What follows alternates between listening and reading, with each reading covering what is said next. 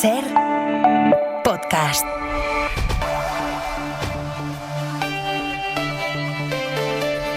En pleno Viernes Santo ha habido fumata blanca. Podemos finalmente se presentarán las andaluzas bajo el paraguas de Por Andalucía, es decir, de la mano de Izquierda Unida, de Sumar y también de otras fuerzas progresistas.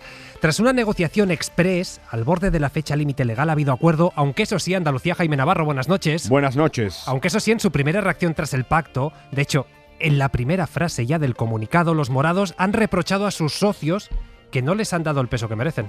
Acuerdo in extremis en la izquierda andaluza. Podemos estará en Por Andalucía tras cerrarse la negociación en el último momento, justo antes de que expirara el plazo legal para registrar las candidaturas. La coalición logra así integrar a la formación morada después de meses de distanciamiento y dudas sobre una posible concurrencia en solitario. El resultado, una candidatura conjunta de 7 partidos que busca ofrecer una imagen de unidad en un espacio tradicionalmente fragmentado. Eso sí, el entendimiento llega con matices. Desde Podemos marcan diferencias, dicen que el encaje no reflejan plenamente su peso político y se distancia de la coalición en cuestiones como la sanidad o la vivienda, exigiendo una mayor apuesta. Superado este episodio, Por Andalucía pasa página y activa el modo campaña con Antonio Maillo al frente, con el objetivo de consolidarse como referencia de la izquierda alternativa frente al actual Ejecutivo andaluz. Pues hoy vamos a preguntar qué impacto electoral tiene esta coalición. Lola García, ¿qué tal? Buenas noches. ¿Qué tal? Buenas noches. Luis Arroyo, ¿cómo estás? ¿Qué tal? Buenas noches. Y Valentina Martínez Ferro, buenas noches. Hola, muy buenas noches. Pero es que ahora son las 10:02, las 9:02 en Canarias prácticamente, y a esta hora también podemos saludar a uno de los protagonistas del día. Antonio Maillo, candidato de Por Andalucía a la Junta, ¿qué tal? Buenas noches. Hola, buenas noches, Pablo. ¿Esta coalición, este acuerdo, se cierra desde la convicción o desde la necesidad? Se acuerda desde una obediencia a un mandato popular. El mandato popular de muchos sectores y amplios sectores progresistas y de izquierda que saben que la esperanza de poder hacer un cambio en Andalucía tiene la necesidad de una herramienta como la Coalición por Andalucía, con 7 organizaciones que hemos firmado esa coalición. Y yo creo que nos reforzamos en esa propuesta, asumimos y obedecemos ese mandato popular. Y además hemos generado un entusiasmo y alegría que yo lo estoy percibiendo y recibiendo en numerosos mensajes donde la gente está muy contenta de saber que hay un acuerdo amplio y de saber que hay un instrumento con muchas organizaciones con voluntad unitaria, pero sobre todo para que sea útil para que haya un cambio de gobierno en Andalucía. Y yo creo que ahora mismo se abre una nueva ventana en la que, sin lugar a dudas, va a haber un reflejo de que gente que estaba desmovilizada y que no está saliendo en las encuestas, que no salen en las posiciones de apoyo, que ahora van a incorporarse porque, evidentemente, este punto de unidad creo que, de alguna forma, es un ofrecimiento y refleja que atendemos lo que la sociedad y la gente progresista de izquierda andaluza nos ha demandado. ¿Y no cree que contribuye poco a esa ilusión que usted ahora mencionaba, el hecho de que nada más conocerse el acuerdo Podemos emita un comunicado en el que en la primera frase ya les estén reprochando que no están bien representados? Bueno, yo creo que hay que centrarse en la letra mayúscula de las 7 organizaciones, el esfuerzo colectivo y común, que hemos hecho todas, para llegar a un acuerdo. Y siempre los acuerdos son los acuerdos en los que todo el mundo cede y todo el mundo debe, digamos, asume ese esfuerzo común. Y yo creo que ahora mismo, aparte de las reflexiones que se puedan hacer de primera reacción, vamos a decirlo así, o en clave interna, yo creo que lo importante y lo fuerte es que ahora mismo hay una apuesta política de formaciones de izquierda que asumimos el mandato de unidad y de propuesta unitaria para ser alternativa de gobierno. Mire, llevamos año y medio conformando programa electoral, hablando con colectivos sociales, articulando entre organizaciones un proyecto de Andalucía que lo tenemos, que es resolver los problemas de vivienda, de sanidad, de educación, que Moreno Bonilla los tiene abandonados. Una Andalucía donde empieza a costar dinero que los hijos se formen, o el deterioro de la sanidad pública, que hace 20 días que tarda en una llamada a tu médico de cabecera, que ya no sabes si te has tenido que ir a urgencia o te has puesto bueno solo, ¿no? Entonces, ante ese deterioro de la situación andaluza, nosotros estamos a la altura y yo creo que lo que hay que valorar es la responsabilidad histórica que tenemos. Estamos a la altura del momento histórico, ese es el titular, esa es la letra mayúscula. Y mire, todo acuerdo tiene sus letras minúsculas, pero yo pienso que la grandeza de la gente está precisamente en la fortaleza de este acuerdo, que, como le digo, creo que está cambiando mucho el estado de ánimo de amplios sectores de izquierda y que creo que se va a reflejar, no la semana que viene ni la otra, pero que sí se va a reflejar sin lugar a dudas en una movilización que ahora mismo no lo estaba y que va a empezar su camino. De todo el debate que ha habido entre ayer y hoy, en todas estas horas, ¿cuántas se han dedicado a debatir sobre lo que usted ahora citaba, sobre educación, sanidad, vivienda, sobre servicios públicos? ¿Y cuántas se han dedicado a hablar de repartos de listas electorales, de subvenciones? Yo creo que se ha hecho, yo no he estado en la reunión, yo no he estado, está un equipo además de gente muy seria que conozco, que son gente muy comprometida, con un sentido de la responsabilidad muy alto, y lo digo de todas las organizaciones que estaban allí, de Izquierda Unida, de Movimiento Sumar, de IPA o de Podemos Andalucía, y creo que más que la tardanza se pueda deber a perfilar y el cierre de unas conclusiones que por supuesto se producían con un ritmo pues lento, pero también desde una seguridad de que lo que iban a hacer, cada paso que daban pues era un paso sobre certidumbre, ¿no? Y yo creo que hay una gran coincidencia en clave política de cuál es la aspiración popular que tenemos, que es cambiar el gobierno de Andalucía y recuperar derechos y recuperar el orgullo, entre otras cosas, de la sanidad pública, que está hecho unos zorros en Andalucía, o resolver el enorme problema de vivienda que tenemos en Andalucía, con un Moreno Bonilla entregado a los grandes gerifaltes de los fondos de inversión. Y creo que desde ese punto de vista es desde el que yo creo que se ha dado fuerza a ese acuerdo. Ya le he dicho que yo no he estado, pero me consta que la gente que está son gente muy responsable y seria, y yo confío en que las reflexiones que se hayan hecho han sido unas reflexiones sobre todo de cómo obedecer de la manera más adecuada el mandato popular, que es clarísimo, de, oigan, nosotros votamos y ustedes se unen. Y nosotros lo que hacemos es unirnos, y ahora lo que necesitamos es apoyo electoral para refrendar esa apuesta política. Claro, interpreto que se ha hablado entonces poco de políticas, porque si no usted lo sabría. Es decir, si en materia de vivienda ahora el programa es más ambicioso, usted se hubiera enterado. Se interpretó que no se ha hablado tanto de políticas. No, bueno, lo que le puedo decir es que como yo no he estado, no le puedo decir cuáles son los ritmos de lo que se ha hablado. Lo que sí he estado tranquilo es que la gente que estaba era gente muy responsable, que estaba muy al paso del momento histórico y de la expectativa que se habían creado. Y yo creo que sobre esa ética de la responsabilidad, vamos a llamarla así, se ha producido un avance sobre una ética de la empatía, de la compasión, es decir, de sentir lo que los demás, de ponerse en el lugar de los otros. Yo creo que ha habido una respuesta que es una sacudida que se está notando en el cambio de estado de ánimo. Mire, yo he recibido multitud de mensajes de alegría de gente, no de gente militante necesariamente, ¿no?, sino de amigos, gente que están, bueno, que son simpatizantes y que se sienten muy contentos de que haya habido una propuesta unitaria, y por tanto con eso me quedo, y esa es la gran fortaleza de este acuerdo. ¿Cuánto pesa la espinita de Adelante Andalucía? No sé si cree que ellos sí que no han estado a la altura de este momento histórico que citaba. Bueno, yo la espina que pesa es la de Moreno Bonilla y las políticas privatizadoras. El Partido Popular está haciendo una política de profundo daño social en la vida cotidiana. Mira, estamos hablando de personas reconocidas a la dependencia que tardan 500 días en ser reconocidas. El otro día se me paró una señora desesperada porque su marido con Alzheimer ya le habían reconocido hace 200 días la resolución y no tiene todavía recursos. Es decir, estamos hablando de un profundo daño social, y eso es la gran espina. Ahora, organizaciones como Adelante, que ellos dicen que no quieren unidad porque ellos prefieren hacer un proyecto autónomo, bien, respetable, no lo compartimos, porque creo que desde la fragmentación no se es más fuerte que desde la unidad, esa es una impresión, pero desde luego la espina sobre la que la tenemos cogida y clavada son sobre las políticas de la derecha, que están destrozando los servicios públicos andaluces y la política de la mayoría social, a la que le cuesta llegar a fin de mes por las dificultades de acceso a la vivienda, ¿no? ¿Y cómo explica que no haya ninguna encuesta que dibuje una mayoría de la izquierda? Es decir, si realmente los servicios están tan degradados, ¿en qué ha fallado la izquierda para no conectar con la gente, según las encuestas? Yo pienso, lo que he visto en las encuestas son dos cosas. Una, que hay una coincidencia en una gran movilización del electorado de la derecha, y una parte de la movilización del electorado de izquierda y progresista que está esperando, viéndolas venir.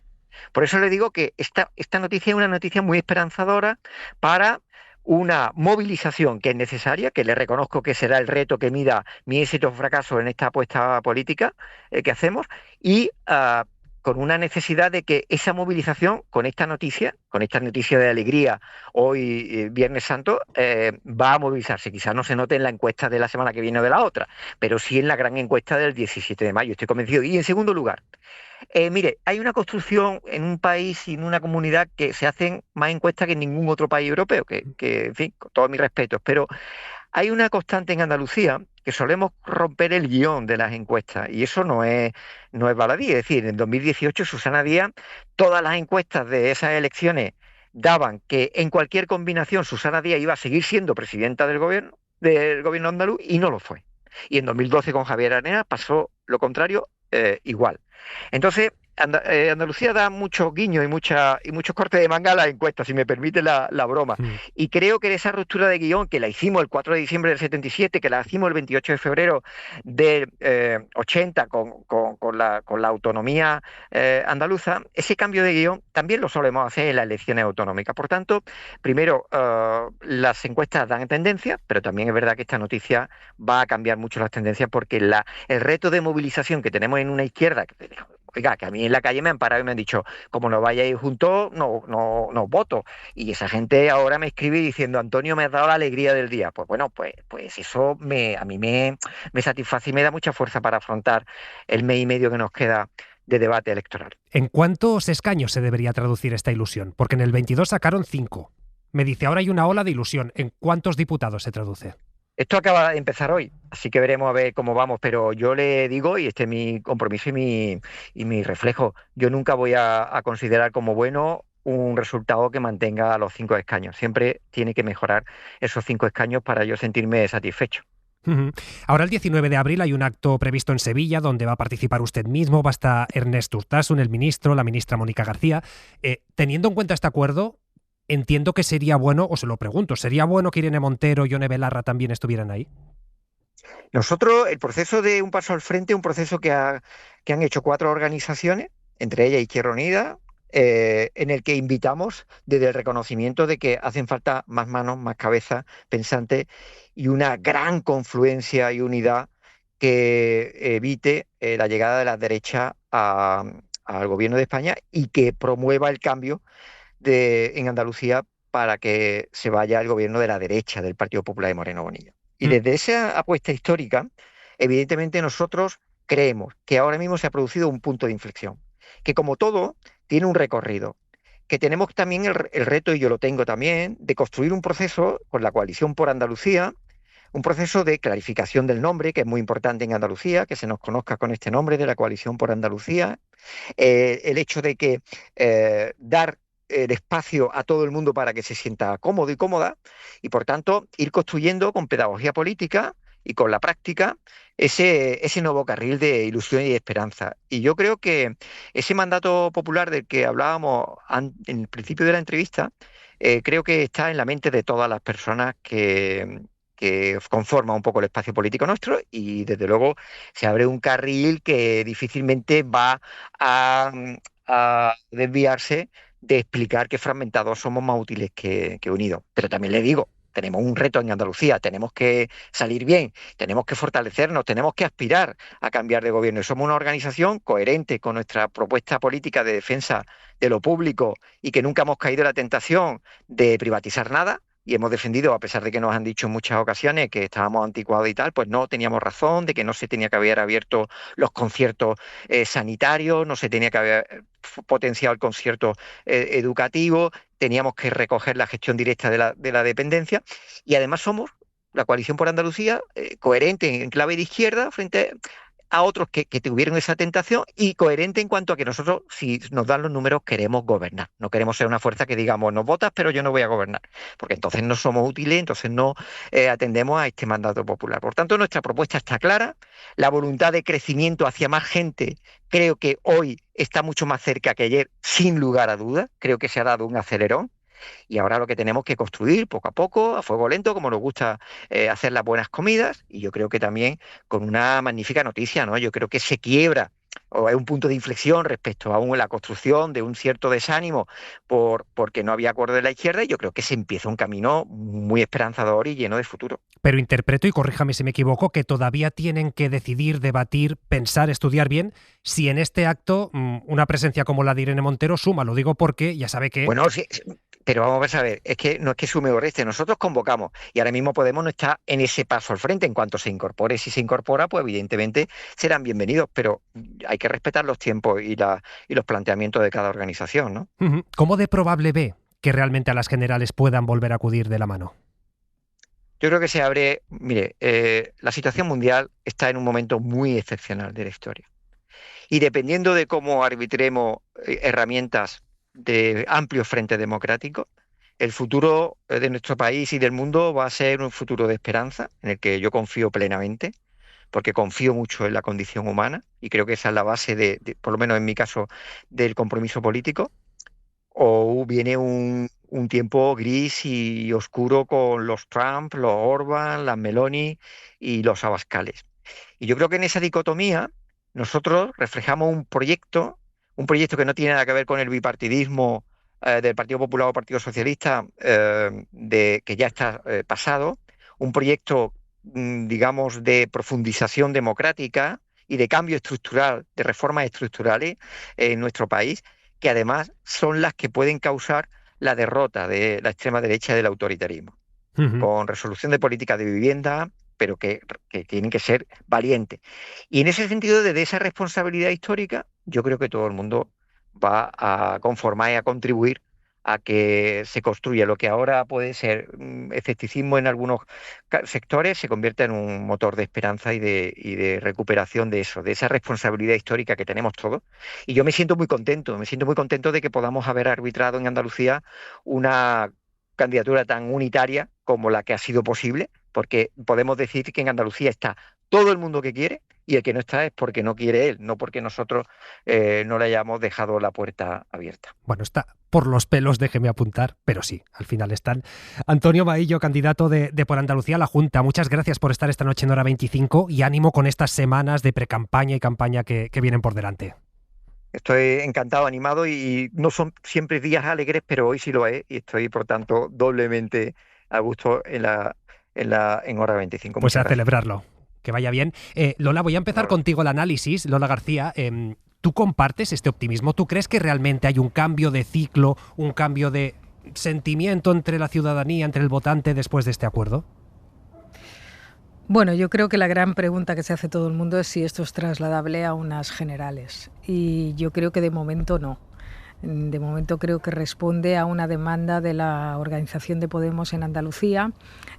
Seguramente en los últimos tiempos todo esto también ha adquirido un cierto relieve a partir de los actos que ha hecho Gabriel Rufián reclamando una unidad de la izquierda, pero de momento yo creo que responde a una lógica de Andalucía, donde ya había más o menos una cierta, un cierto acuerdo, un cierto entendimiento entre todas estas formaciones políticas, y que en el contexto actual es lógico que continúe y se refuerce, por lo que decía Maillo en su última intervención, porque todo se está configurando como un frente democrático frente a la ultraderecha, el trumpismo.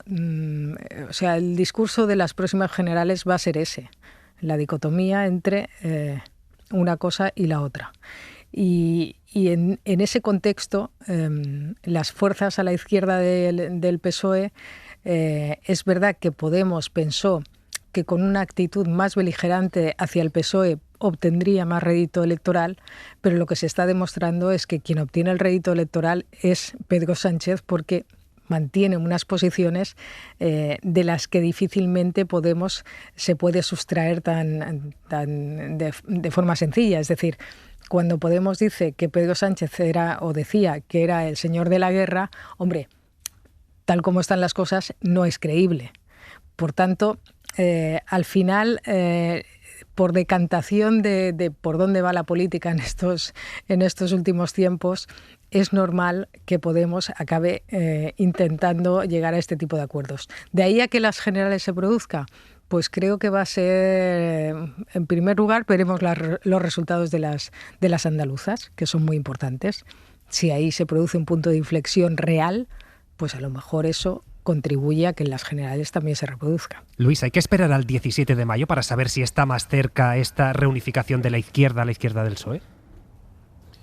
Yo tengo la sensación de que en realidad hay una voluntad casi inevitable por parte de las distintas fuerzas de la izquierda, como nos gusta decir, ¿no? La izquierda del PSOE, para que ese acuerdo se produzca. A mí me gusta izquierda radical, no sé por qué no podemos decir izquierda, ¿sí? ¿no? No sé. Bueno, no sé, yo tampoco los veo tan radicales, ¿sabes? Pero bueno, pero radical no es algo negativo, ¿no? Es algo... Bueno, depende a mí. Bueno, en puede ser caso, radicalmente bello, sí, totalmente. Bueno, en fin, en definitiva, sea izquierda radical o la izquierda del PSOE, yo tampoco creo yo que haya mismo una felicidad exultante y que la gente vaya a salir a las calles a celebrar que 7 partidos se han puesto de acuerdo en ir con una sola lista. Yo sí creo que los progresistas en general, por lo menos, nos sentimos aliviados de que esto sea así, ¿no? Porque sabemos, en fin, es un dato científico, que de no existir una unidad de las distintas fuerzas, llamémoslas de nuevo de la izquierda radical o de la izquierda del PSOE, las posibilidades de formar una alianza de gobierno alternativa a la de Moreno Bonilla son nulas. En este momento son limitadas, pero desde luego de no existir esa unidad dentro de la izquierda serían nulas. Por otro lado, tú lo has preguntado muy bien, Pablo, ¿han discutido ustedes más, entendido más o menos en la pregunta, ¿no? ¿Han discutido ustedes más sobre vivienda o sobre sanidad o más bien sobre el tema del primero? Bueno, pues en fin, la respuesta es no diré yo que la tuya era una pregunta retórica, pero es evidente que todos y todas sabemos más o menos cuál es el programa de quienes han sido, de hecho, compañeros de un modo u otro en distintas coaliciones a lo largo y ancho de Andalucía y a lo largo y ancho de toda España, y que han compartido, o sea, todos sabemos lo que piensa ahora por Andalucía sobre vivienda o sobre sanidad o sobre la guerra o yo qué sé, o sobre Cuba, ¿no?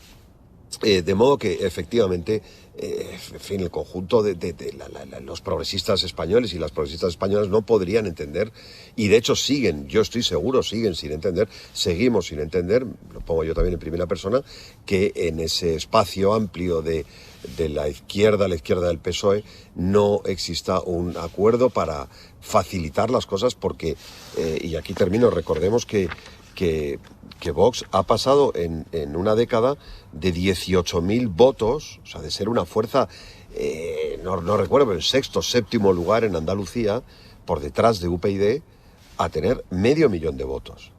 Y que Moreno Bonilla cuenta con una mayoría absoluta en este momento, que el 75% de los escaños del Parlamento de Andalucía están en manos de la derecha. Las posibilidades de una alternativa progresista en Andalucía crecen, desde luego, claramente con el acuerdo de hoy.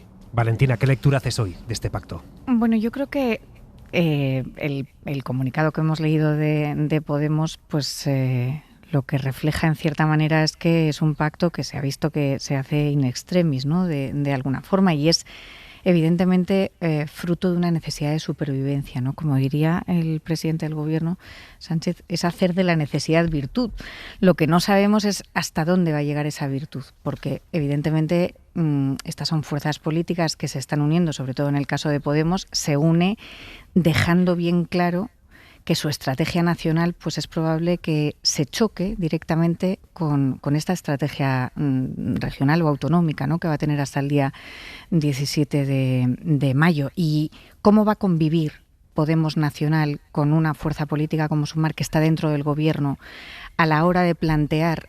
Sabemos, como estaba diciendo Luis, que las ideas generales que puede tener la izquierda o por Andalucía, pero claro, entre las ideas generales y cómo esas ideas pueden sobrevivir con el discurso nacional que va a tener que mantener Podemos junto con otra fuerza política que está dentro del gobierno de España y de la coalición de gobierno, pues es bien complicado, sobre todo en una situación efectivamente de guerra, de inflación, en donde no hay un ideario común, por mucho que sea común pues la idea de la vivienda o de mejorar los servicios públicos en Andalucía, en donde yo creo que a partir de ahora, llegando al día a día y a cada uno de los momentos que van a vivir la campaña electoral, veremos lo que da de sí, ¿no? Está claro que Podemos entra en una situación tremendamente difícil. Ha tenido un resultado en Aragón de un 0,9, en Castilla y León de un 0,7 intención de voto, vamos, de voto directo. No se podía permitir otro 1%. O sea, no hay más.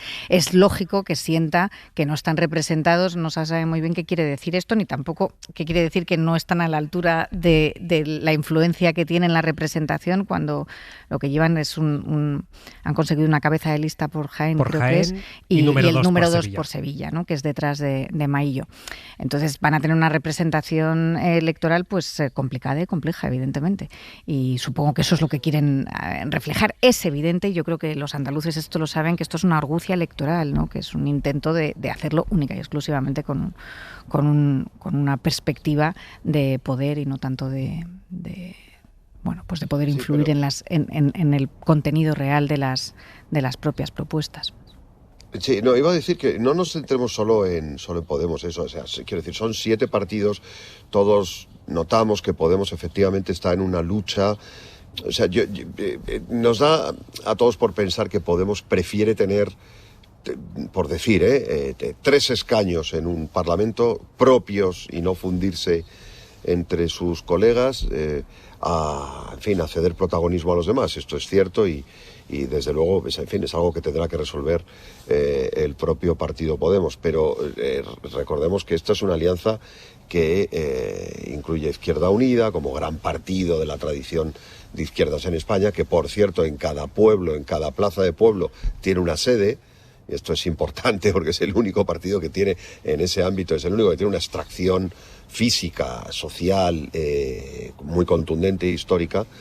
Pero es Sumar, son los Verdes, etcétera. Es decir, por eso, bueno, sí, entiendo que, claro, Podemos puede ser objeto de mayor controversia, pero aquí lo importante es que exista, ojalá, una única alternativa a la izquierda del PSOE, porque si no, la ley DONT, el tamaño de la circunscripción, etcétera, pues hace que se desperdicie, entre comillas, los votos nunca se desperdician, ¿verdad? Pero en fin, que no tengan utilidad práctica o traslación parlamentaria los votos de miles de ciudadanos, ¿no? Y yo creo que en este momento, y efectivamente, es crucial porque a la Chita Callando, de manera mucho más pizpireta y mucho más amable que Díaz Ayuso en Madrid, pero es cierto, objetivamente, que la sanidad pública está cediendo ante la efervescencia de la sanidad privada en Andalucía, que la educación pública se está resintiendo, tanto o más como en la Comunidad de Madrid. Bueno, más que en la Comunidad de Madrid es muy complicado, pero se está resintiendo mucho, que los servicios públicos en general en Andalucía se están resintiendo muchísimo, aunque sea detrás de una sonrisa supuestamente mucho más moderada que la de Díaz Ayuso. Esto es una realidad que los andaluces probablemente les pasa más desapercibida porque, ya digo, Moreno Bonilla es más amable y responde mejor ante la crisis de los cribados y, en fin, pero realmente lo que está sucediendo en Andalucía es muy grave en términos del deterioro de los servicios públicos. Bueno, el día 17 de mayo tendrán la oportunidad de valorar efectivamente cómo sienten los andaluces ese deterioro, ¿no? Mucho más que los demás podamos valorarlo y decirlo de una manera tan abrupta, porque desde luego en las últimas elecciones autonómicas que se han producido, los datos, el voto real que emite la gente no para nada refrenda lo que estás diciendo, Luis. ¿Sabes lo que pasa, Valentina? Que es que el deterioro de la debe ser muy sanidad sutil, y de ¿no? la educación es muy que sutil. Lo percibes es muy sutil, tú, pero Valentina. no la gente. No. Lo perciben las estadísticas y la gente también, cuidado, la gente también. Pero luego por supuesto, votan contra en listas de sí espera. mismos. Bueno, pero es que sí, claro que sí, Valentina. Es que, mira, en Estados Unidos gobierna un idiota, ¿sabes? Por no recuerdo. ¿Pero le estás llamando idiotas a los que les votan? Sí, a Donald Trump. No, yo no he llamado idiota a quien. No, por favor. ¿Tú me has oído tal cosa? No. Digo que no, gobierna un idiota en Estados Unidos. La democracia es así. Que hablaba de los quiero electores. decir, bueno, bien, no, pero yo no estoy calificando a los electores. Estoy diciendo que el deterioro de los servicios públicos en Andalucía es una realidad pasmosa que detectan los especialistas. Es cierto que tarda mucho en llegar a la gente. Pero bueno, por supuesto, al final Tezanos. la gente votará lo que quiera. No sé a qué viene Tezanos ahora. No sé a qué viene A los Tezanos ahora. especialistas que detectan estas cosas. No, a los analistas de las políticas públicas, Valentina, que tú conoces muy bien. No estoy hablando de Tezanos, ni de encuestas electorales. No estoy hablando de la realidad electoral de España. Estoy hablando de cómo los analistas de la eficacia de los servicios públicos detectan allí donde gobierna el PP, con algunas excepciones, pero generalmente donde gobierna el PP, y también te diré, en el mundo entero donde gobierna la derecha, por razones obvias, Valentina, por razones obvias, se produce un deterioro de los servicios públicos en favor de los servicios privados. Esto es así, digo, por sentido común, porque por eso los conservadores son conservadores y los progresistas somos progresistas, porque defendemos a ultranza los servicios públicos y los conservadores no. Entonces no pasa nada, no hay que escandalizarse. Es normal que bajo el mando de Moreno Bonilla los servicios públicos se deterioren en favor de los privados. Es que si no, sería un progresista. Pues ¿sabes? O sea, que no habrá pasa nada. Habrá semanas para seguir hablando de las andaluzas, porque hasta el 17 de mayo queda mucha carrera todavía, muchas declaraciones, muchas encuestas que vamos a ir comentando, pero es que la actualidad internacional manda.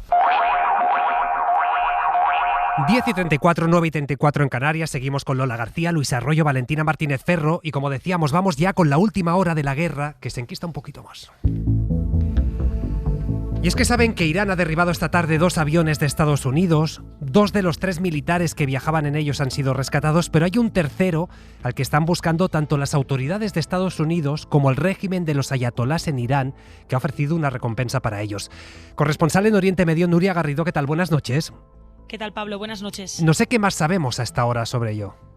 Pues según medios estatales iraníes, el sistema de defensa iraní ha disparado a un segundo caza estadounidense cerca del estrecho de Hormuz. El piloto que iba en él ha sido rescatado y se encuentra ya bajo tratamiento médico. Como decía, se trata del segundo caza que Irán ha reivindicado haber atacado después de que la tarde de este viernes anunciara por primera vez desde el inicio de esta guerra, que lleva ya activa hace ya más de 5 semanas, haber derribado al primer avión de combate de Estados Unidos en el que iban 2 soldados. Uno de ellos ha sido rescatado mientras que fuerzas estadounidenses continúan buscando al otro piloto que sigue en paradero desconocido. Por cierto, hay medios estadounidenses que también están informando a estas horas de que uno de los helicópteros que estaba realizando estas labores de búsqueda también habría sido alcanzado por un proyectil de Irán. Hoy, desde la televisión estatal de Irán, han anunciado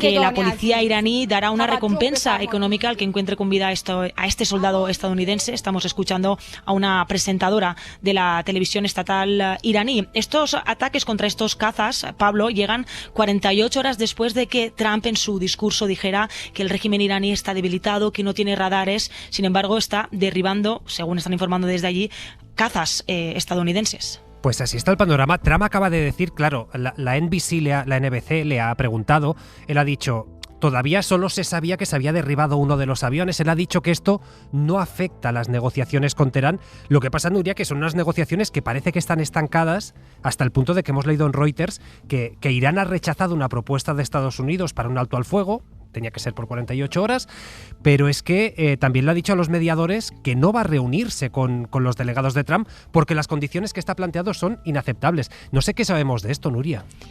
Lo que sabemos es que Irán ha asegurado que no va a sentarse en la mesa de negociaciones hasta que Trump le garantice un alto el fuego con garantías. Y como decías, también ha rechazado una propuesta de Estados Unidos para un cese de las hostilidades de 48 horas. Y es que en los últimos días el régimen de los ayatolás ya le ha advertido a Trump que no quiere una tregua, sino garantías claras de que tanto Estados Unidos como Israel se comprometan a un alto el fuego duradero y que no le bombardeen, ¿no? Es decir, que concluya este conflicto. Y Y las condiciones que le está imponiendo Trump a Irán no han trascendido, pero recordemos que antes de esta guerra le pedían básicamente la rendición al régimen, ¿no? Que renunciara a su programa nuclear, que renunciara a su programa de misiles balísticos y sobre todo que dejara de financiar a los grupos de la región, como por ejemplo Hezbollah, que ahora mismo está también lanzando proyectiles contra el norte de Israel, al que financia, y también por ejemplo a Hamas y a milicias que tiene en Irak. Con lo cual, Pablo, lo que vemos a estas horas de la noche es que realmente que este conflicto se vaya a solucionar a través del diálogo o de la mesa de negociaciones resulta bastante imposible. Mientras tanto, Irán también sigue atacando Israel. En las últimas horas también han sonado las alarmas en Tel Aviv. Yo me encuentro ahora en Jerusalén y vamos a ver cómo se desarrolla la noche, Pablo. ¿Cómo estás siendo últimamente? Porque esto yo recuerdo la última conexión que tuvimos, la cortamos abruptamente porque tuviste que bajar a este refugio. ¿Cómo de frecuentes están siendo estas alarmas, Nuria? Pues mira, yo te diría que, por ejemplo, en la ciudad de Tel Aviv es uno de los puntos más atacados. Constantemente llegan misiles. Es verdad que las madrugadas son muy complicadas. Por ejemplo, hace 2 noches las alarmas saltaron a la 1, a las 3 y a las 5:30. Aquí en Jerusalén es verdad que es más tranquilo. Sin embargo, en la ciudad vieja donde yo me encuentro, es verdad que cuando llegan misiles, como aquí hay cerca sistemas de defensa antiaérea, se escuchan las fuertes explosiones y tiembla todo.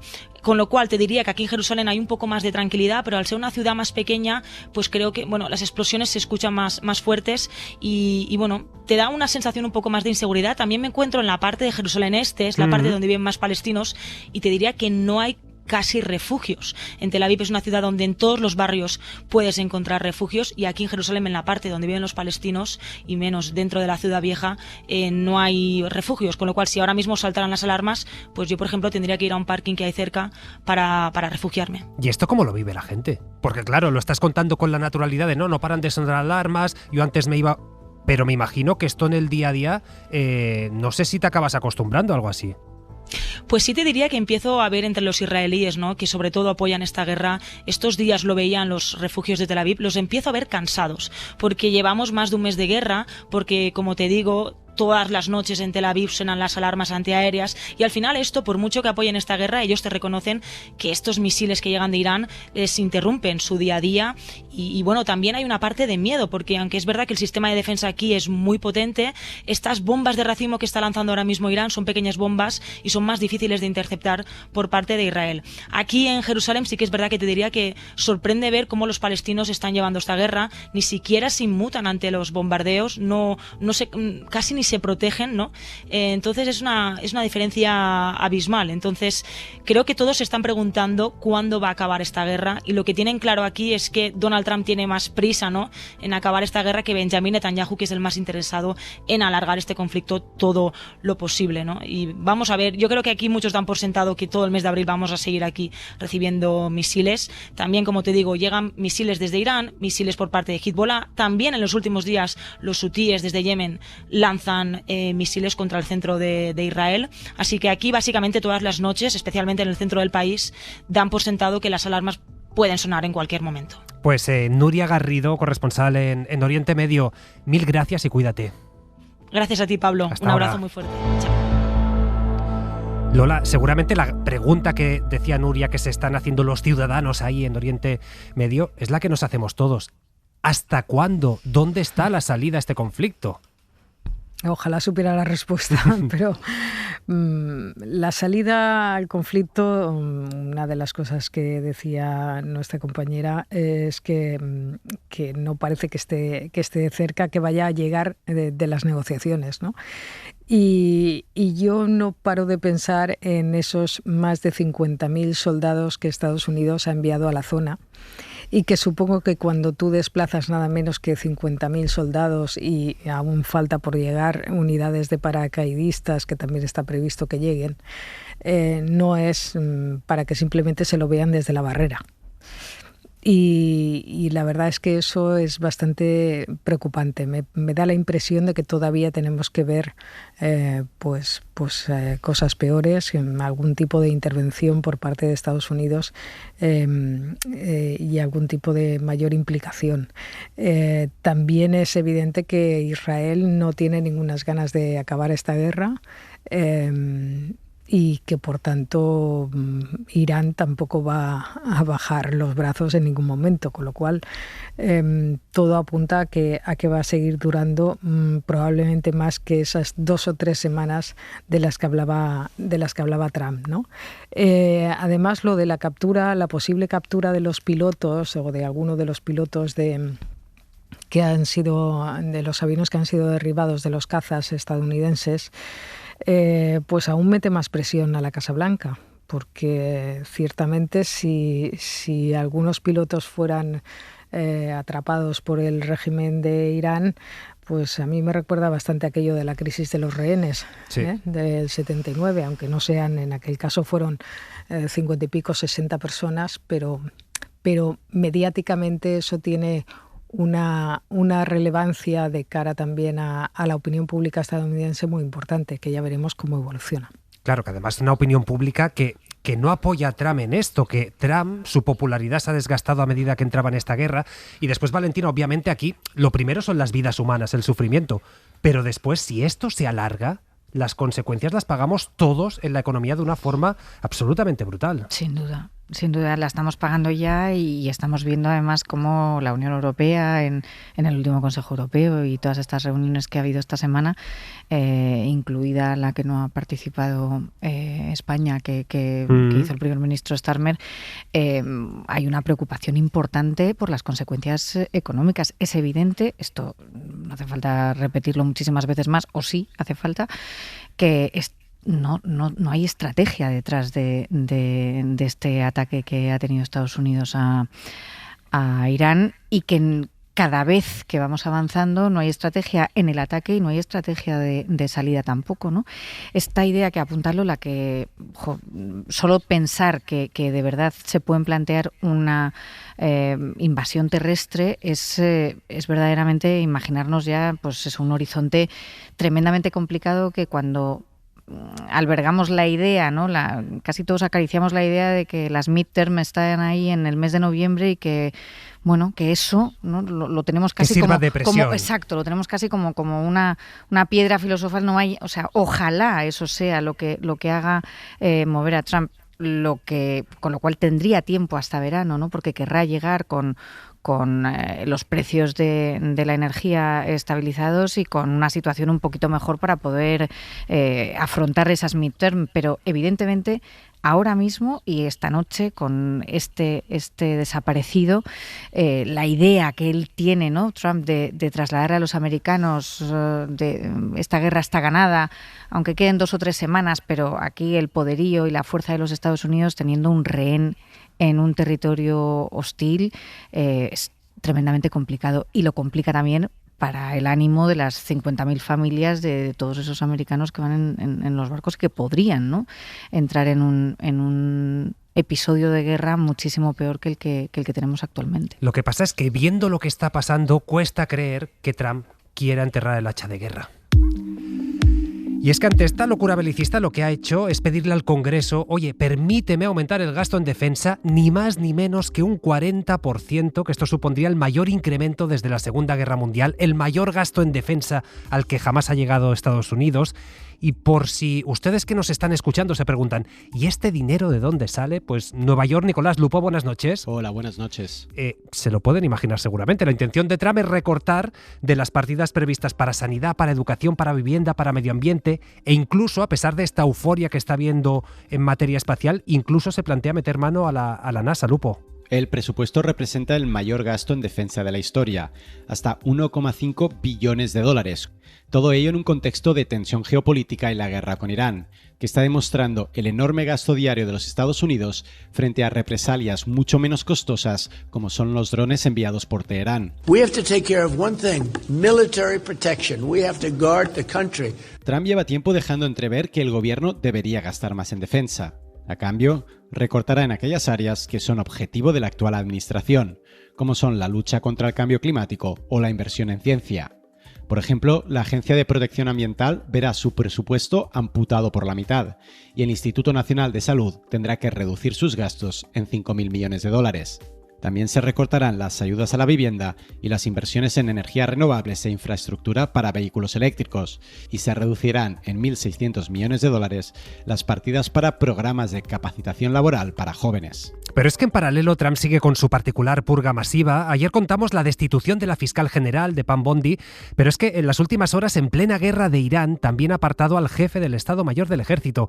Y con este lupo ya son más de 20 los altos cargos militares que Trump ha cesado solo en el último año. Así es, con este despido el secretario de Defensa ha remodelado casi la totalidad de la cúpula del Estado Mayor de las Fuerzas Armadas. A pesar de que muchos de los despidos del último año, inclusive, no han tenido explicación por parte del secretario de Defensa, Hegseth ha sido muy crítico con los altos mandos que han promovido iniciativas de diversidad o no han mostrado lealtad a este gobierno. De hecho, el general Randy George había sido uno de los líderes militares más molestos con la reciente decisión de Hegseth de bloquear la promoción de 4 oficiales de la Armada, 2 mujeres y 2 afroamericanos, para convertirse en generales de una estrella.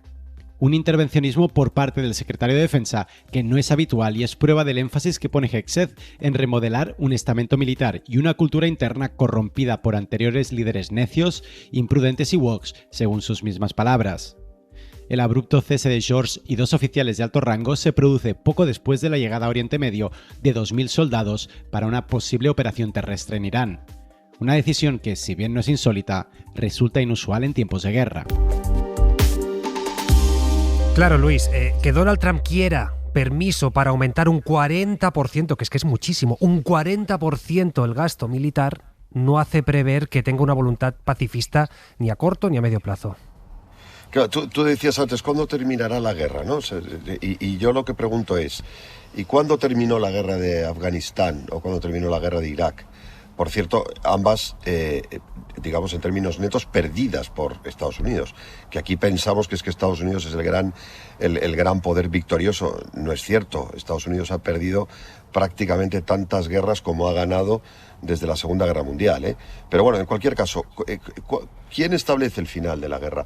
¿Recordáis a George Bush, hijo, por supuesto, con aquella en el portaaviones, si no recuerdo mal, ¿no? Con la pancarta del Mission Accomplished, ¿no? O sea, misión cumplida. ¿Pero qué misión cumplida? Que durante años y años estuvieron todavía los soldados estadounidenses en terreno iraquí y muriendo además, y llegando después en aviones en féretros envueltos en la bandera americana. Entonces, ¿cuándo va a terminar esta guerra?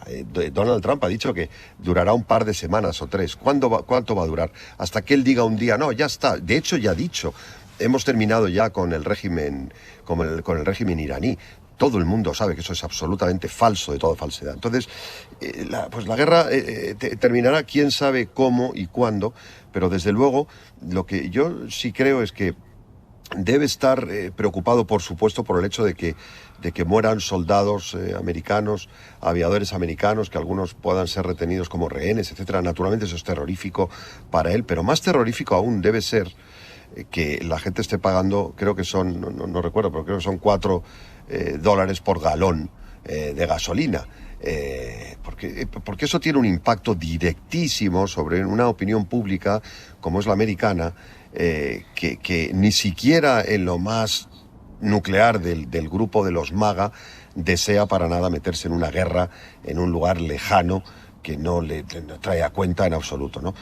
Y por último, Pablo, también decías, le preguntabas a vuestra corresponsal de dónde sale el dinero que se solicita al Congreso. Pues evidentemente sale de los servicios públicos, pero yo también me pregunto ¿a dónde va? ¿A dónde va ese dinero que va a pedir? Porque sabemos que va a las grandes empresas de armamento, a las grandes empresas de tecnología. Y recuerdo un dato que a uno le pone la carne de gallina, y es que este narcisista, psicópata que preside los Estados Unidos se ha embolsado él personalmente y su familia ni más ni menos que más de 4.400 millones de dólares, repito la cifra, 4.400 millones de dólares a él y a su familia personalmente en este último año, a base de negocios con Qatar, a base de negocios con los Emiratos, a base de negocios con las criptomonedas, a base de proyectos en la Gaza destruida, en fin, pues ya sabemos cuál es el juego. pero bueno, ahí sigue, ¿no? Vamos a ver, lo cierto es que con un 37% de aprobación, el peor nivel de aprobación que ha tenido ningún presidente en las últimas décadas en su primer año de mandato, y en caída libre, afortunadamente en caída libre. Vamos a ver hasta dónde llega. Lola, es desolador ver que todo el horror que se está causando sea un negocio tan lucrativo para tanta gente, o para unos pocos, muy lucrativo para unos pocos, hasta el punto de que ahora uno de los beneficiados, lo contábamos antes a las 8, de esta guerra, está siendo Vladimir Putin. Es decir, de repente Rusia está empezando a exportar petróleo, especialmente hacia Asia. ¿Por qué? Porque Estados Unidos ha levantado las sanciones. Claro, es que es lo que hablábamos antes de si es todo una improvisación o todo está planificado, ¿no? Y esa sensación de que se va improvisando constantemente, ¿no? Y entonces, pues de las derivadas de ir improvisando están, pues que Rusia acabe siendo la potencia más beneficiada de todo esto. Probablemente en la mente de Donald Trump estaría más perjudicar a China, y China tampoco está saliendo perjudicada, ni mucho menos. Al final es más dependiente Irán de China que China de Irán, que es lo que parecía en un principio, ¿no? Es que estamos hablando de una administración que está en manos de una serie de personas que, uno, como decía Luis, se están enriqueciendo de una manera espectacular, es decir, que se mueven por unos intereses económicos particulares, y después por el fanatismo, porque antes hablábamos de Hegseth, que ahora mismo pues está eso, despachando a toda la cúpula militar y sustituyéndolos, no quiero ni pensar por qué tipo de perfiles, porque este señor es un señor que se cree un cruzado. O sea, es un ultrarreligioso que lleva tatuada una cruz en el pecho, es decir, literalmente, y cree que está haciendo las cruzadas.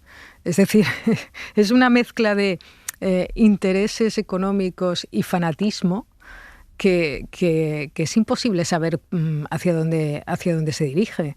Entonces, claro, cuando se producen estas actuaciones, pues al final el desorden mundial que se está creando, lo difícil que será, incluso aunque la guerra se acabe en un plazo más o menos razonable, reconfigurar de nuevo unas estructuras económicas, un orden político, en fin, lo veremos, ¿no? Pero creo que va mucho más allá de si la guerra se acaba en unos meses o no. Claro, es que por el camino, Valentina, nos hemos dejado muchas cosas. Estados Unidos ya no es un socio previsible, ya no es un socio fiable. Su presidente, desde luego, no lo es. Llegó a la presidencia diciendo: yo no voy a entrar en guerras externas, yo no voy a endeudar más el país. Y estamos en plena guerra pidiendo un 40% más de gasto en defensa.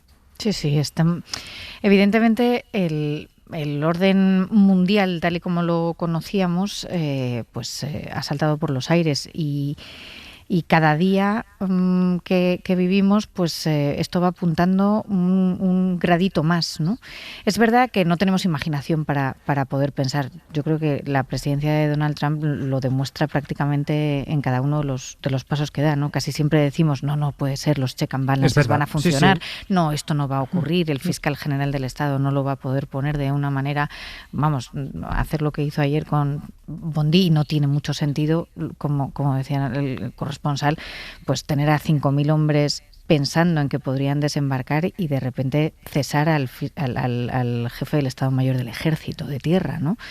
Es verdad que son unas decisiones que se toman, desde luego, no desde el punto de vista racional como habíamos visto hasta ahora.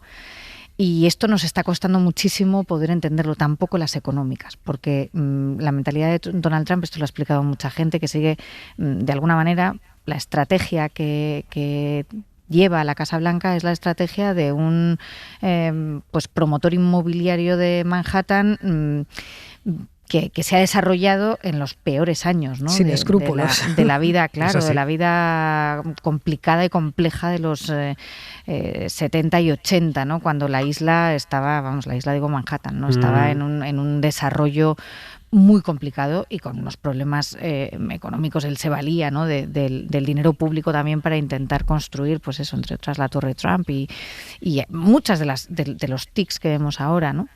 Lo que pasa es que hacerlo desde el poder público, pues no. Hasta ahora habíamos visto algunas personas que, sabiendo y desarrollándose en el ámbito privado, pasaban al público, pero se comportaban con los límites de los poderes públicos. Y aquí esto todo está saltando por los aires. Lo curioso es que casi en esto me atrevería a decir que Donald Trump está mucho más interesado en acabar esta guerra de lo que está Netanyahu.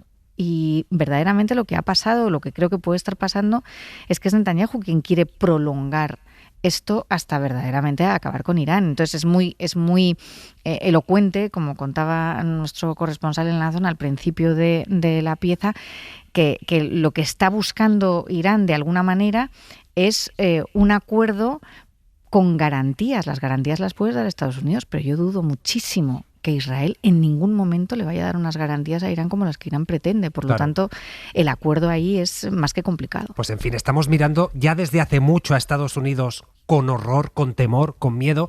Es verdad que esta semana también lo hemos hecho con cierto optimismo, mirando a la Luna en esta misión. Y hasta ahora vamos a buscar la última hora sobre la misión Artemis II, que ya se dirige hacia la Luna después de haber abandonado la órbita terrestre.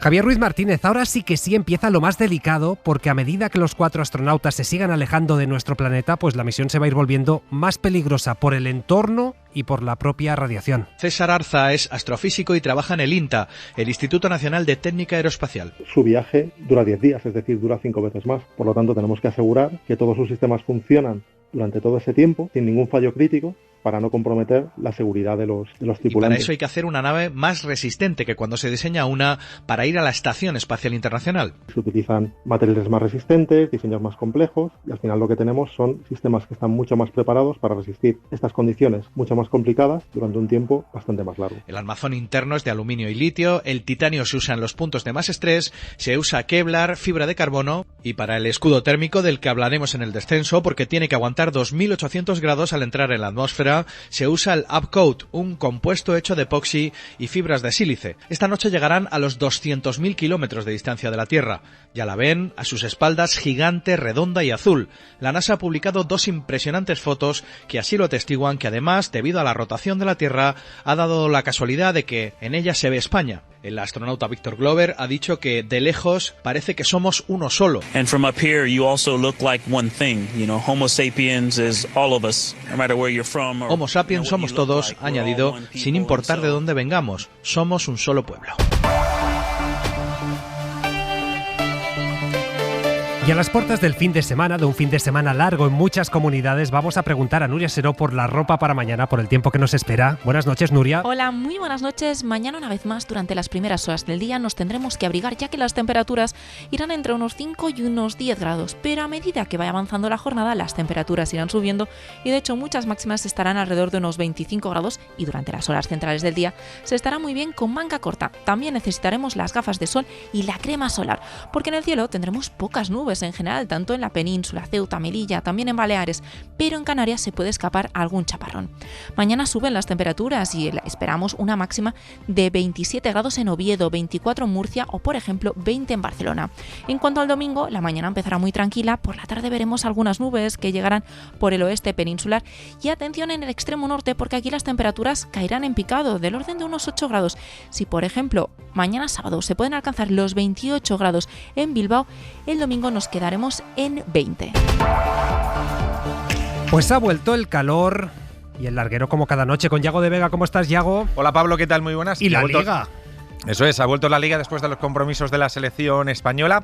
Le ha ganado el Rayo Vallecano 1-0 al Elche, gol de Enteca. El Rayo, que se queda a mitad de la clasificación ahora mismo, está a 7 puntos por encima del descenso y a 6 de Europa, y pensando fundamentalmente en las competiciones europeas, porque el próximo jueves disputan cuartos de final de la Conference League. Sí, claro. Partido de ida en casa contra el ECA de Atenas. Y el Elche, preocupante la situación ahora mismo del equipo de Eder Sarabia, porque está tan solo 1 punto por encima del descenso.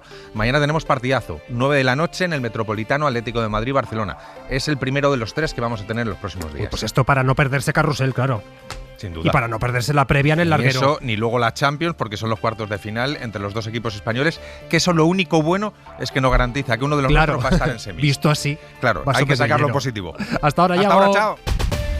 Venga, va, seguimos. 11:05, 10:05 en Canarias. La política doméstica esta semana ha estado muy marcada por la negociación express para las andaluzas, pero también por esa carta de Vox a su militancia en la que califica al PP de clan gallego con prácticas contrabandistas y mafiosas, y a los críticos internos, a los de Vox, como arribistas y despechados. Pero lo cierto es que estos supuestos arribistas y despechados están lanzando acusaciones durísimas contra Vox, incluso en el terreno penal. Julia Molina, buenas noches. ¿Qué tal, Pablo? Buenas noches. Tú has hablado con estos críticos y lo que te vienen a decir es que el partido es casi una empresa privada que se dirige de forma autoritaria y en la que 4 o 5 personas toman decisiones en su propio beneficio. Por ejemplo, Julia, señalan que hay asesores cobrando más de 1.000 euros cada día o que Abascal está transfiriendo millones de euros a la fundación que él preside y después dicen: nadie sabe qué pasa con ese dinero. Sí, Vox habla de ellos como los resentidos, los despechados, los oportunistas, pero los que hoy están poniendo patas arriba al partido no son cualquiera. Hablamos de personas que han tenido mucho peso en Vox. Ortega Smith y Espinosa de los Monteros fueron parte del núcleo duro de Abascal, fundadores del partido, secretarios generales. José Ángel Antelo formaba parte del Comité Ejecutivo Nacional y José Garre, el último desterrado, era miembro del Comité de Garantías, el organismo que tramita los expedientes de expulsión que se han abierto contra todos los anteriores. Las acusaciones contra la dirección son graves. Por una parte, hablan de una deriva autoritaria en la que no se permite la crítica ni que se cuestione a la cúpula. El problema que hay es que hay un imperio del miedo en el cual el que habla pues sabe que sale. Entonces, con lo cual solo, por desgracia, impera el modelo norcoreano, que es el aplauso, sea lo que sea hay que aplaudir. Sea lo que sea, hay que decir que sí. El que habla es Antelo, que como decíamos era uno de los miembros del órgano de dirección de Vox, del CEN, aunque él asegura que ese comité no manda nada porque al partido lo dirigen otros. Estamos hablando de un grupo de 4, máximo 5 personas, que en algunos casos ni están afiliados al partido, que toman las decisiones, que dicen el rumbo por el que tiene que ir el partido y quiénes deben de ser los órganos intermedios o quiénes deben de ser los candidatos a las diferentes elecciones. Antelo no los menciona explícitamente, pero otros críticos sí señalan a Abascal y a 2 asesores muy cercanos. Sobre ellos vierten sospechas de la gestión del dinero que también han aparecido en prensa. El País contaba hace unas semanas que esos 2 asesores habían facturado casi 1,3 millones al partido en solo un año, y El Confidencial contó también que uno de esos asesores contrató a la mujer de Abascal por 60.000 euros. Hay asesores que cobran 1.000 euros al día, que no haya un control real de el dinero, a dónde va y para qué va, que se transfieran millones de euros a la Fundación Disenso, y una vez que se transfieren esos millones de euros a la Fundación Disenso, donde Santiago Abascal es el presidente de esa fundación, se pierda el rastro. En diciembre, el Congreso encargó al Tribunal de Cuentas que fiscalice de manera especial a esta fundación, a Disenso, que ha recibido casi 11 millones desde Vox en 5 años. La respuesta del partido a las acusaciones ha sido romper carnes de afiliados. En esta guerra interna ha expulsado al afiliado número 1, al 5, al 6 y a unos cuantos que, sin ser fundadores, ocupaban puestos relevantes. También rechazan tajantemente celebrar, como les piden, un Congreso extraordinario. Lo que pasa, Luis, es que tengo la sensación que todo esto que está contando Julia no le va a pasar factura a Vox.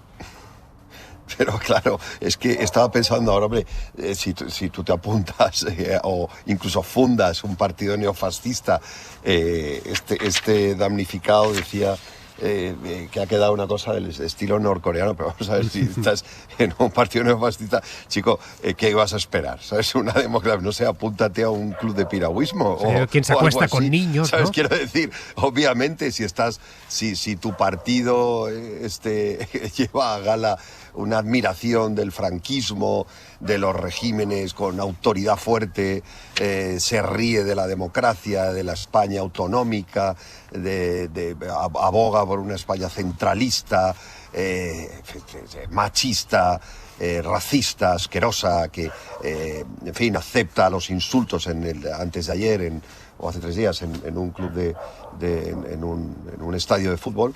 Pues entonces, ¿qué quieres? Y encima piden congreso estos ahora, pero ¿qué congreso ni qué? Aquí manda Abascal y bueno, entonces esa parte no debería sorprendernos. La que sí sorprende un poco más, a mí no, pero supongo que les sorprenderá a los Espinosa de los Monteros y compañía, que además algunos de ellos son ricos de familia, es que se lleve la pasta ya a expuertas a su casa, Abascal, ¿no?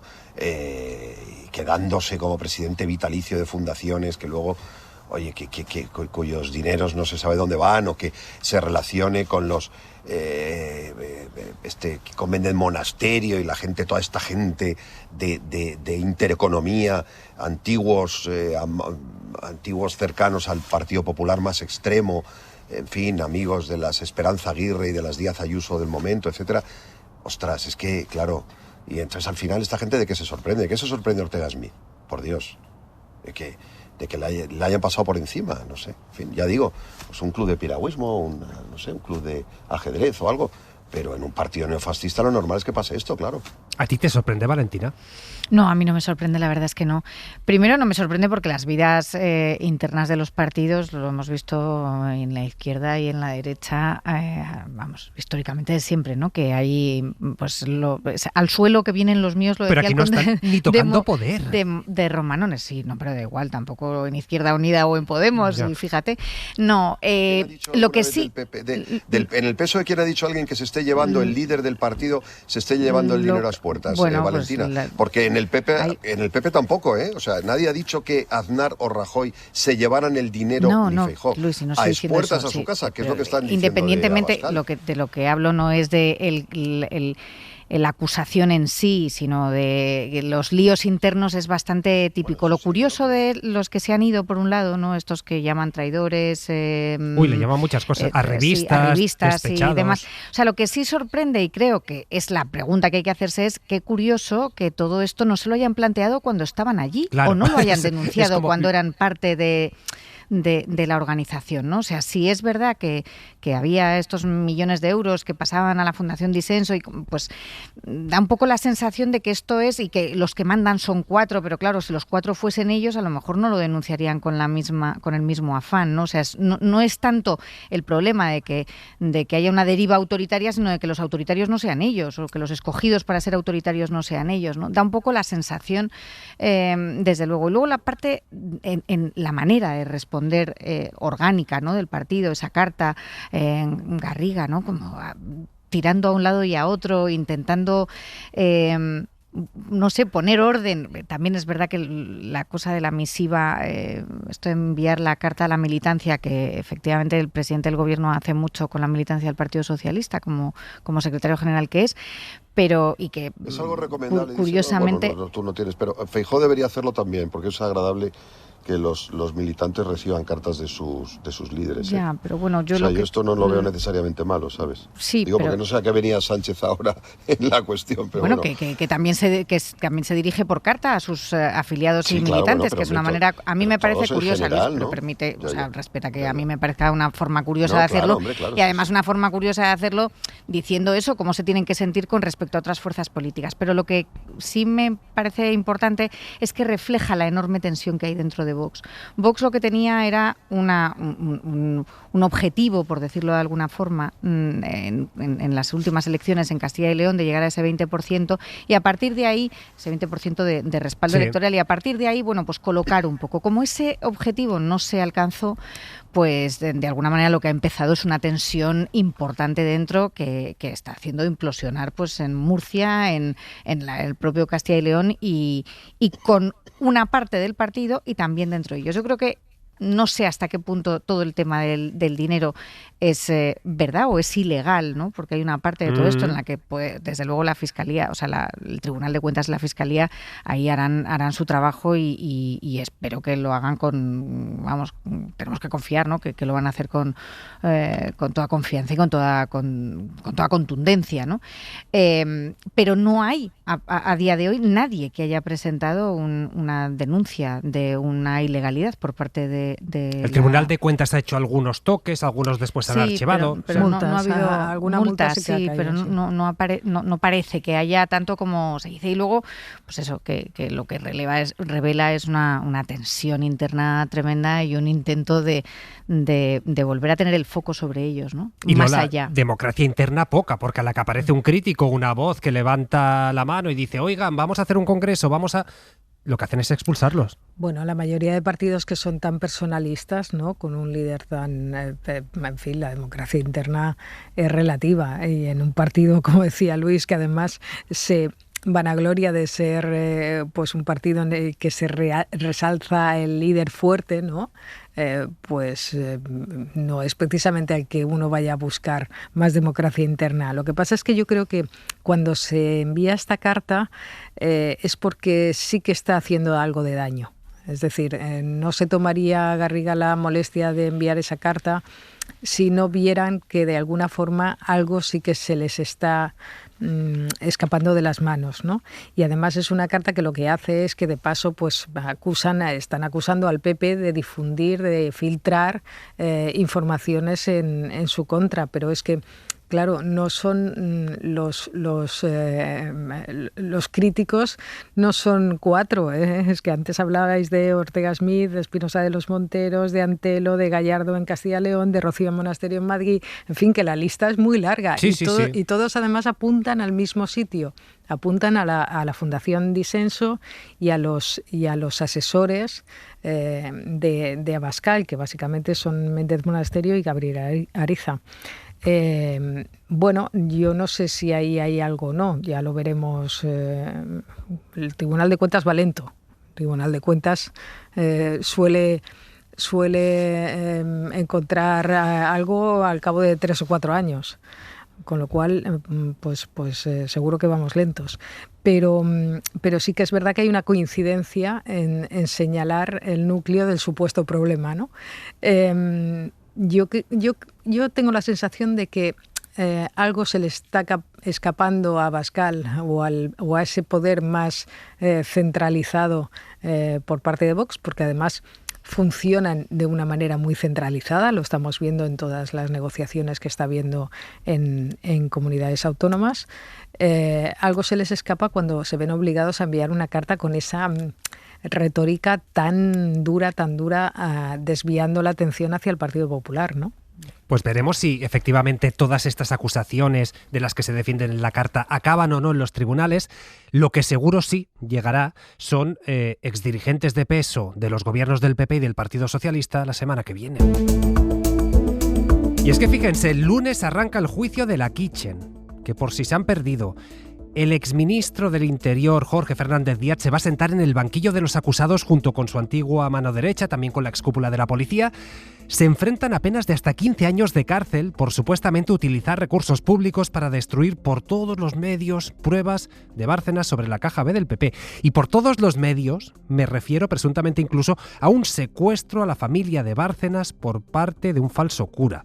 Es verdad, Miguel Ángel Campos, que Anticorrupción lo ve como un juicio, podríamos decir, en cierto modo descafeinado, porque dicen no se ha investigado lo suficiente si Rajoy o Cospedal ordenaron, o por lo menos estaban al tanto de estas supuestas corruptelas. Juicio que sienta en el banquillo al supuesto operativo corrupto que desde el Estado y mediante el uso de fondos reservados maniobró entre 2013 y 2015 para destruir las pruebas que tuviera el extesorero del PP Luis Bárcenas sobre la financiación ilegal de este partido, documentos y supuestas grabaciones al expresidente del gobierno, Mariano Rajoy, recogiendo un sobre con dinero y las últimas hojas de la contabilidad B, como relataba el hijo del extesorero, Guillermo Bárcenas, a quien le contó qué había en los audios. Creo que la grabación lo que reflejaba eran pues un encuentro en el que se daba dinero, la entrega de algún sobre con Mariano Rajoy. Al frente de este entramado, conocido como Operación Kitchen, se sitúa el ministro del Interior con Rajoy, Jorge Fernández Díaz,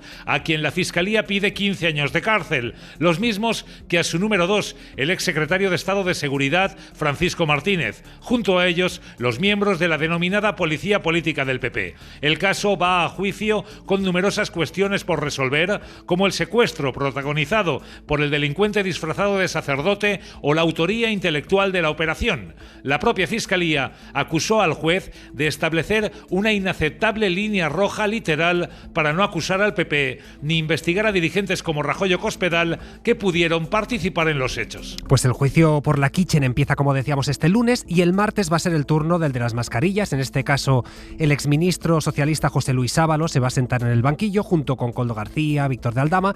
Y aquí lo que habrá que probar es si en los primeros compases de la pandemia Ábalos y su entorno adjudicaban o conseguían adjudicaciones de mascarillas a cambio de comisiones que podían ser en metálico o en forma de alquiler para la que entonces era su pareja. Isabel Vega, buenas noches. Muy buenas. Serán 23 sesiones de mañana y tarde en el Supremo, por el que desfilarán más de 80 testigos, peritos y agentes de la Guardia Civil en este juicio que llega después de año y medio de investigación en torno al exministro, su asesor Koldo García y el comisionista Víctor de Aldama, el nexo corruptor de la trama, que habría pagado mordidas a ambos para conseguir favores. Pero yo sigo manteniendo mi inocencia, ya sé que no es creíble, pero ese afán por demostrarla hace justamente que permanezca en mi país. En noviembre escuchábamos por última vez a Ábalos en el Supremo antes de que el juez le enviase a la prisión de Soto del Real, donde se encuentra también Koldo García, con el que prepara su defensa. Anticorrupción sostiene que el asesor era el alter ego del ministro y con Aldama se organizaron para sacar provecho de la contratación pública. José Luis Ábalos no ha opuesto a este relato una alternativa, unos hechos, un relato propio coherente que permita desvirtuar estos graves indicios. Hablaba el fiscal jefe de indicios sólidos que están en la compra de 36 millones de euros en mascarillas, también en el piso y el empleo de la novia de Ábalos, en un chalet en Cádiz o en unas vacaciones pagadas. Exministro y asesor afrontan de 24 a 30 años de cárcel por cohecho, tráfico de influencias, malversación, información privilegiada y hasta organización criminal, y lo niegan todo. Aldama reconoce buena parte de los hechos. A él le piden 7 años de prisión. Valentina, ¿qué supondría que la Kitchen no fuera una intuición, una posibilidad, sino ya una verdad judicial para el Partido Popular? Bueno, pues yo creo que un alivio, ¿no? Porque ¿Un alivio? Sí, de alguna manera, cada vez que te enfrentas a un juicio y el juicio sale y se dilucidan y sale la verdad, siempre es un alivio, porque se deja de proclamar y se deja de sospechar las posibles responsabilidades que se puede tener y de verdad la luz sale. Pero puede no gustar esa verdad, claro. Bueno, pero en cualquier caso, aquí la gran diferencia entre estos dos juicios que afrontamos la semana que viene es que en el caso Kitchen, esto era un gobierno anterior, un gobierno que pagó con las urnas en el año 2018, hubo una moción de censura y independientemente de lo que digan los tribunales, el Partido Popular ya ha pagado un precio altísimo y en eso la responsabilidad política ya no existe. Sin embargo, en el otro es una responsabilidad política pasada y que está pagada. Es decir, en el año 2018... Fue por la Caja B que hubo la moción de censura, no por la Kitchen. Bueno, pero era el gobierno de Mariano Rajoy. Sí. Y como no sabemos lo que va a salir de la Kitchen, tampoco podemos decir que vaya a ser... que el juicio esté hecho de antemano, ¿no? Para nada. Pero, sin embargo, en el juicio de las mascarillas hay dos personas, una persona del gobierno directamente implicada y la segunda autoridad del Estado, que es Armengol, ¿no? Ángel Víctor Torres y Armengol, además... Pero van como testigos ellos. Sí, como testigos que tienen que, como testigo que, fue tienen que decir Rajoy la verdad, también. Que están obligados a decir la verdad, pero están hoy en el gobierno de España y con mandato, ¿no? Y además, el encausado principal, que es Sábado, fue decidido y elegido no una vez sino dos por el presidente del gobierno, que está hoy también en Moncloa. Es decir, yo creo que hay una que es que juzga desde luego algo que es importante, y por eso digo que cuanto antes se sepa muchísimo mejor, y que el juicio es algo que decíamos en la pieza anterior, ¿no? Que la pena del Tribunal de Cuentas es que puede llegar tarde. Pues aquí los juicios siempre son muy buenos, independientemente de que los resultados no te gusten, porque lo que ponen es claridad y verdad. Y me parece que en el juicio de las mascarillas es muy importante, porque lo que se juzga es un gobierno que está al frente hoy en día, ¿no? Lola. A ver, yo creo que para mí lo más interesante es que el caso Ábalos es un caso de corrupción bastante sencillo, que entiende todo el mundo. O sea, presuntamente estos señores intentaron llevarse dinero y llevarse el alquiler de un piso, en fin, todas estas cosas que hemos ido conociendo en los últimos tiempos, a cambio de adjudicaciones, a cambio de unos contratos de la administración. grave, evidentemente, y que además, como decía Valentina, es de un gobierno que continúa gobernando. Pero el caso Kitchen a mí me parece que tiene una importancia que trasciende lo que es un gobierno. Me parece que refleja cómo han actuado en las últimas décadas las cloacas del Estado. Y eso no se ha acabado de juzgar como se debiera juzgar. Y ahora mismo lo estamos viendo en el juicio a los Pujol, que se intenta orillar por completo todo lo que tiene conexión con las cloacas del Estado. ¿Por qué lo digo? Porque aquí se está juzgando, y es posible que solamente afecte a Jorge Fernández Díaz, que era ministro del Interior en aquella época, pero vamos, yo conozco a Jorge Fernández Díaz desde hace muchos años y es una suposición, pero me cuesta creer que nadie por encima suyo supiera nada. Y se está juzgando además a toda una cúpula policial. Estamos hablando de que se sientan en el banquillo no solamente Jorge Fernández y su número 2, sino Villarejo y como 4 o 5 policías más. Estamos hablando de un caso en el que se gastaron fondos reservados y se utilizaron los servicios, por ejemplo, de la unidad de escuchas de la policía, que hay como 50 o 60 policías con sus respectivos mandos. Es decir, todo ello para intentar tapar que no se supieran todos los manejos referidos a la financiación irregular del Partido Popular. En fin, no es poca cosa. Sinceramente, me parece que durante 20 años el Ministerio del Interior y la cúpula policial han hecho una serie de cosas que en este país no han tenido un reflejo en los tribunales como deberían tener. Y insisto, lo hemos visto colateralmente en el caso de los Pujol. Los Pujol pueden ser juzgados por corrupción, por presunta corrupción, está esto en los tribunales. Pero que se manipularon pruebas, que se buscaron por parte de las cúpulas policiales todo tipo de información que luego resultó ser falsa para intentar destruir a una serie de políticos, o como pasó con Podemos, por ejemplo, por motivos políticos, eso todavía no se ha juzgado. Luis.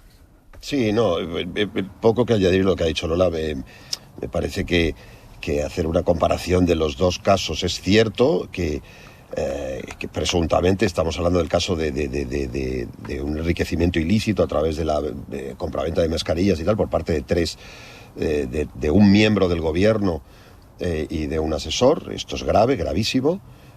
Pero vamos a ver, la operación Kitchen, juzgada ahora, por cierto, 10 años después de los rapidez, hechos, rapidez poca, con una instrucción muy discutidísima, no por mí, sino por la propia Fiscalía, la instrucción de García Castellón, que ha pasado de pruebas o de referencias como las referencias al famoso el Barbas o el Asturiano, que parece ser que es como denominaban a Rajoy.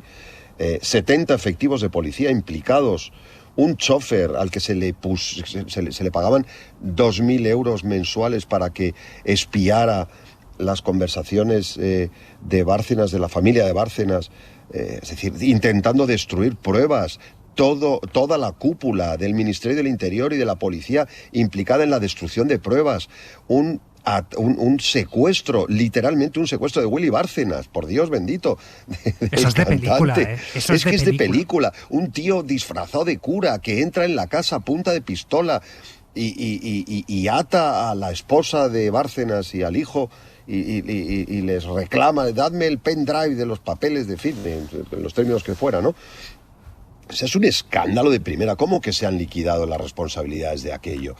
Hubo una moción de censura porque el Partido Popular estaba hasta las trancas de corrupción, como demostraban los papeles de Bárcenas. Pero encima, además de eso, intentar destruir pruebas, amenazando a gente absolutamente inocente y utilizando a la policía de manera espuria, los poderes del Estado. Es una vergüenza, hombre, es una vergüenza. Y el hecho de que no estén, que sí, efectivamente, Rajoy, Zoido, Cospedal, Soraya Sáenz de Santamaría van a ser llamados y llamadas como testigos, pero que no estén como imputados, es un escándalo. Me parece, en fin, por supuesto, lo de Ábalos es grave, gravísimo, sin duda, pero esto otro es un escándalo mundial. mundial. Pues deseo que se liquiden las responsabilidades. Vamos a poder comentarlo y mucho durante la semana que viene, que llega intensa, pero ahora lo que llega es el fin de semana. Así que Lola García, Luis Arroyo, Valentina Martínez Ferro, gracias a los tres. Muchísimas gracias a ti. Y gracias, oyentes, por acompañarnos también en este Viernes Santo. Que tengan un feliz fin de semana. Se quedan con El Larguero y con Yago de Vega. Disfruten del fin de semana y hasta el lunes. Que vaya muy bien.